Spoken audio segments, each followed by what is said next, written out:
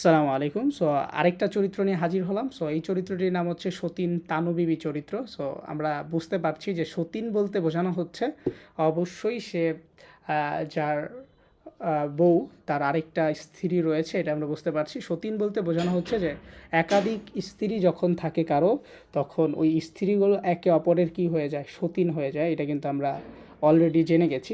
যেহেতু তানু বিবির পূর্বে সতীন লেখা আছে, এই মানে হচ্ছে তিনি অবশ্যই একজন একজন হচ্ছে আ আ তার আরেকটা কি আছে? সতীন রয়েছে। আমরা যদি একটু খেয়াল করি, ব্যাখ্যা করি চরিত্রটা, তাহলে আমরা বুঝতে পারছি তিনি হচ্ছে আওয়াল পীরের আ আওয়ালপুরের যে পীর আছে তার কাছ থেকে পানি আনতে বলেছিলেন খালেক ব্যাপারীকে। কারণ খালেক ব্যাপারী চাচ্ছিলেন তার কাছে একটা সন্তান। তখন সে আওয়ালপুরের পীরের কাছে বলছিলেন যে পানি পড়া আনার জন্য, এবং সে পানি পড়া আনার জন্য তার যে ভাই আছে তাকে সে কী করেছিল, ওইখানে পাঠিয়েছিল, যেটা কিনা আমরা বুঝতে পারছিলাম।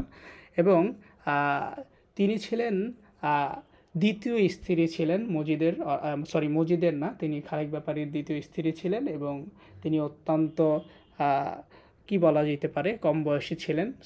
এই হচ্ছে আমাদের সতীন তানু বিবি চরিত্রটি। এখান থেকেও পরীক্ষায় প্রশ্ন আসতে পারে। কি ধরনের প্রশ্ন আসতে পারে?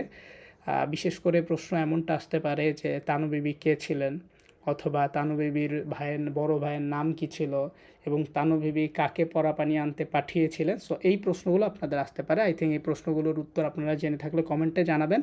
আমি কিন্তু অলরেডি আপনাদেরকে বলে দিয়েছি, ঠিক আছে?